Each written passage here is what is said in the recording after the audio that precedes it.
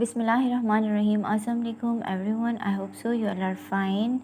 Welcome to all to our YouTube channel, that is the Desert Rose Psychics. मेरा नाम फरियाल ज़फ़र है. I'm a lecturer in psychology. Today we will discuss about the positivism. Positivism. When we use our five senses such as the taste, touch, sight, smell and sound to determine the truth, this is called the positivism. Positivism के जो father थे वो Comte Auguste थे. Auguste ने के जितने भी philosophy थी वो सारी साइंटिफिक मेथड्स के बारे में थी. साइंटिफिक मेथड को ये फेवर करते थे. इनका कहना था कि जो भी हमारे पास जो ट्रू नॉलेज आता है वो only and only systematic observation या एक्सपेरिमेंट के थ्रू आता है. यानी जो हम स्टेप बाय स्टेप ऑब्जर्वेशन करते हैं और एक्सपेरिमेंट्स यानी किसी चीज़ पर एक्सपेरिमेंट करने के लिए वो बहुत सारे प्रोसेसेस से हो के रिफ़ाइन हो के हमारे पास जो आती है, तो इनका कहना था कि वही एक रिफ़ाइन नॉलेज होता है जो हमारे पास एक सिस्टमेटिक ऑब्जर्वेशन और एक्सपेरिमेंट्स के थ्रू आता है. उनका कहना था कि that is only the source of the true knowledge. Religion philosophy जो मेटाफिज़िक्स की थी या आइडियलिज़म जो थी एंटी आइडियलिज़म थे. आइडियलिज़म को कम्प्लीटली जो है तो वो उसकी तरफ या रिलीजन फ़िलासफ़ी की तरफ इनका एक हॉस्टाइल एटीट्यूड था.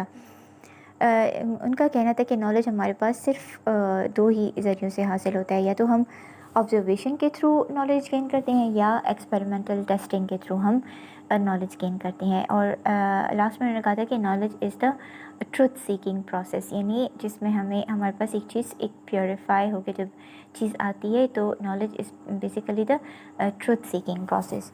इन्होंने फिर साइंटिफिक मेथड के बारे में कुछ लॉस का जिक्र किया था कि पहले हमारे पास एक थेरी आती है, ठीक है. किसी भी मिस्टिसिज्म या सुपरस्टिशन के बारे में अगर हमने कुछ साइंटिफिक स्टडी करनी होती है तो पहले हमारे पास एक थेरी आती है, उस थेरी पे एक्सप्लेनेशंस होती हैं. फिर सेकंड स्टेज में क्या होता है, हम उसका कॉज एंड इफ़ेक्ट रिलेशनशिप मालूम करते हैं. और फिर थर्ड स्टेज जो है तो वो साइंटिफिक डिस्क्रिप्शन की होती है. थर्ड स्टेज पर जाकर जब वो सारी ऑब्जर्वेशन हो जाती है, जब उसमें एक्सपेरिमेंटेशन हो जाती है, तो फिर वो it leads to the highest stage of the development in the scientific description. तो ये सारे जो है तो वो थ्री स्कूल ऑफ थॉट थे जो कि रेनी डिस्कार्टिस के जो व्यू के अगेंस्ट थे, जो उन्होंने कहा था. और इन थ्री ये जो स्कूल ऑफ थॉट थे इनमें हमें मुख्तलिफ़ चीज़ों का ज़िक्र किया गया था कि असल में जो नॉलेज है वो हमारे पास जो है तो वो एक तो एक्सपीरियंसेस के थ्रू आती है और दूसरा हमारे पास जो है तो वो साइंटिफिक ऑब्जर्वेशन और एक्सपेरिमेंटल जो टेस्ट होते हैं उसके बाद रिफ़ाइन होके जो हमारे पास नॉलेज आती है वो बिल्कुल ट्रू नॉलेज होती है. So that was all about the today's lecture.